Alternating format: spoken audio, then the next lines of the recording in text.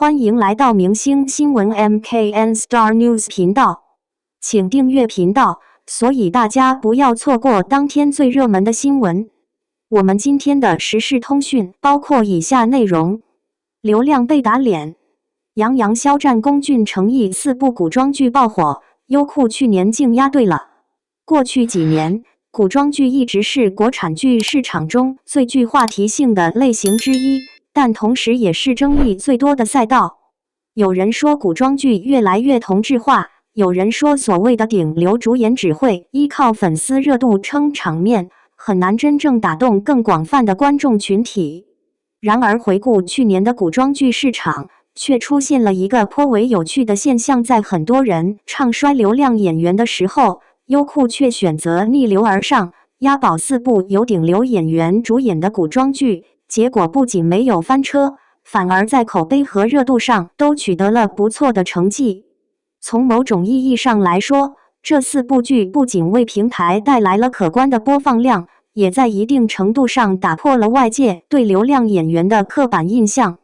很多网友也因此调侃，原来流量演员并不是问题，问题只是剧本和制作。双引号，当流量遇上好剧本。在过去很长一段时间里，流量演员几乎成为一个略带贬义的标签。一提到流量，很多人首先想到的往往是营销话题、粉丝控评、热搜轰炸，而不是作品本身的质量。因此，当优酷宣布由杨洋、龚俊、肖战、诚意4位顶流分别主演4部古装剧时，网上其实也出现过不少质疑声音。有人担心这些剧会变成粉丝自嗨的古偶剧，也有人觉得平台是在赌流量。但事实证明，这一次平台的判断并没有错。这4部剧从题材到叙事风格各不相同，却都在一定程度上跳出了传统古偶剧的套路，强调剧情逻辑和人物成长，而不是单纯依赖感情线吸引观众。正因为如此，他们不仅吸引了原本的粉丝群体，也吸引了不少路人观众加入追剧队伍。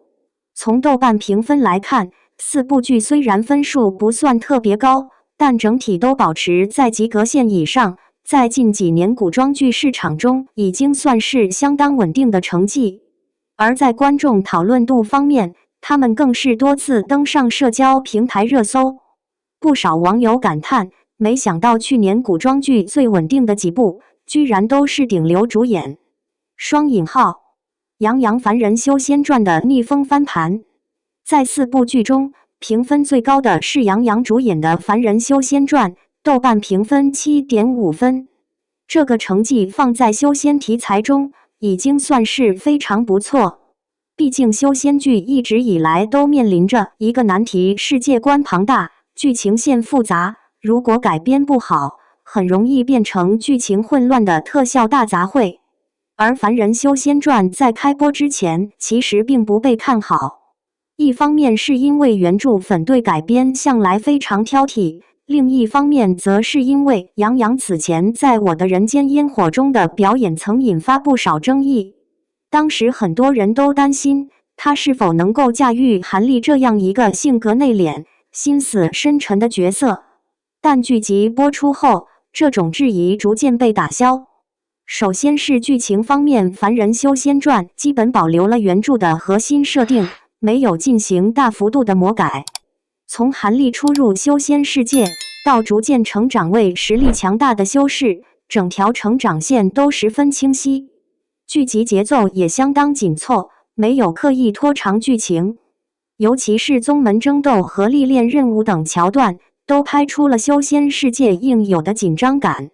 更让观众惊喜的是，这部剧几乎没有传统古偶剧那种大量的恋爱戏份，所有情感线基本都是点到为止，主线始终围绕韩立的成长展开。很多观众看完之后纷纷表示，终于有一部修仙剧是认真讲修炼，而不是谈恋爱。双引号。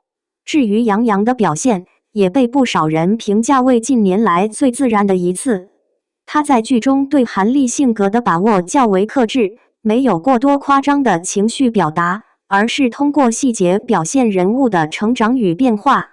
打戏方面也颇为干净利落，看得出来做过不少动作训练。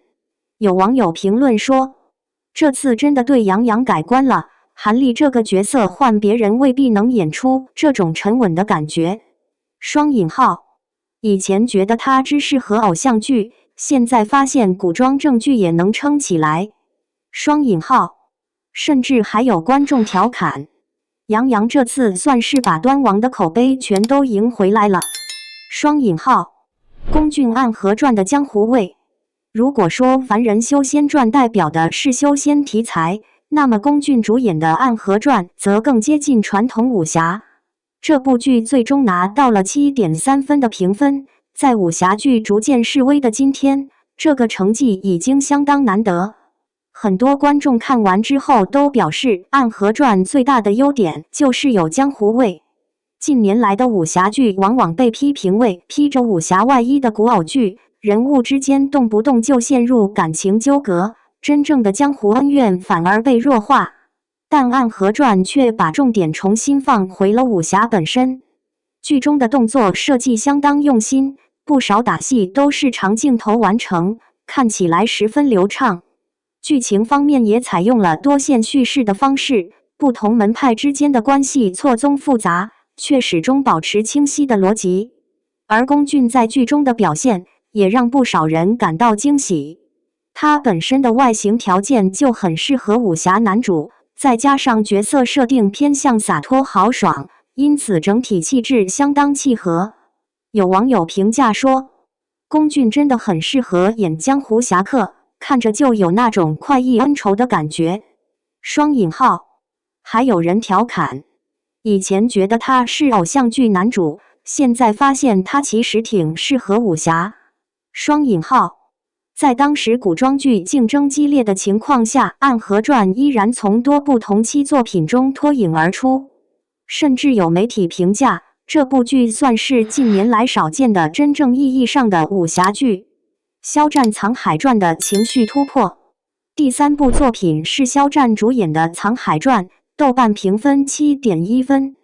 相比前两部作品，这部剧的争议其实更多一些。原因很简单，肖战本身的流量太高，任何作品都会被放在放大镜下审视。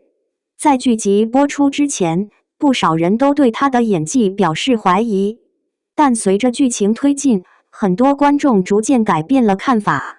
《藏海传》讲述的是一个复仇故事，但与传统爽剧不同，这部剧并没有把反派写成简单的工具人。每一个角色都有自己的动机和立场，这种复杂的人物关系也让剧情显得更加立体。而肖战在剧中的表演重点则放在情绪的层次变化上，从最初的隐忍蛰伏到逐渐展开复仇计划，他通过细微的表情变化表现人物心理。不少观众表示，这部剧看下来，真的慢慢忘记了演员本身，只记住了藏海这个角色。双引号，还有网友在评论区写道，以前总有人说肖战只有流量没有演技，但这部剧至少证明他是愿意认真打磨角色的。双引号，当然也有观众指出仍然存在一些表演上的不足，但整体评价已经明显好转。程毅《长安24记》的翻身之战。在4部剧中，程毅主演的《长安24记》评分最低，为 6.9 分。但不少观众认为，这个分数其实有些偏低。在这部剧播出之前，程毅的古装作品曾连续遭遇2次口碑滑坡，《赴山海》和《天地剑心》的表现都不算理想。当时甚至有人断言，他的古装路线可能已经进入瓶颈期。然而《长安24记》却让这种声音迅速消失。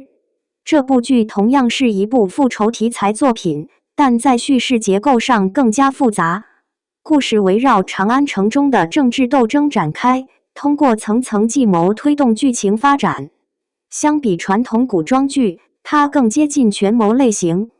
不少观众在追剧过程中表示，剧情节奏非常紧凑，一集几乎没有废戏。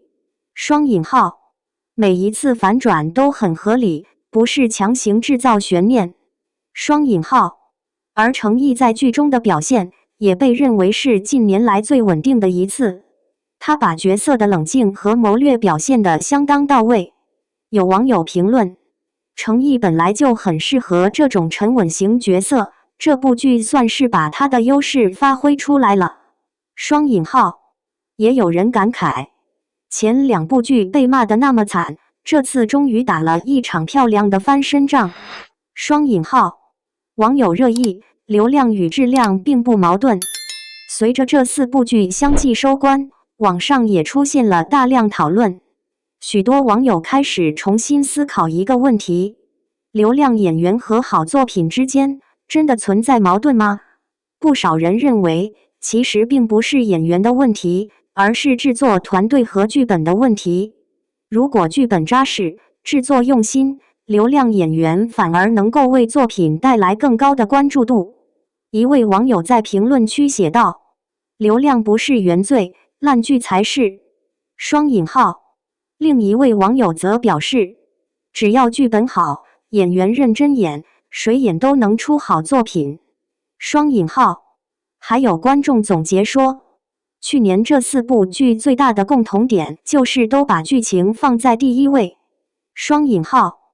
与此同时，也有不少粉丝在社交平台送上祝福和鼓励，恭喜杨洋成功塑造韩立，希望第2季更精彩。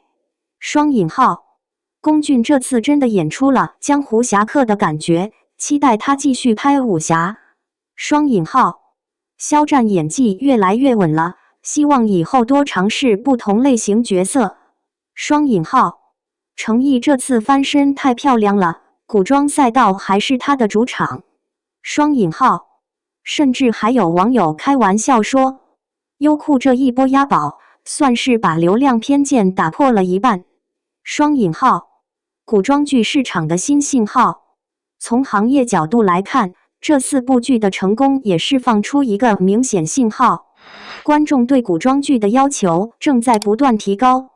单纯依靠明星阵容已经无法保证成功，剧情和制作质量才是关键。而对于平台来说，如果能够在剧本和制作上持续投入，同时合理利用演员的流量优势，就有可能实现口碑与热度的双赢。有业内人士分析认为，未来的古装剧市场可能会出现更多这种类型，既有流量演员，又有扎实制作。双引号。对于观众而言，这无疑是一件好事，因为无论演员是谁，最终受益的都是观众本身。正如一位网友在评论区写的那样，只要能看到好剧，我们其实并不在乎演员是不是顶流。双引号。而从去年这4部作品的表现来看，或许可以得出一个简单的结论：好故事从来不会拒绝流量，而真正优秀的演员也不会被流量限制。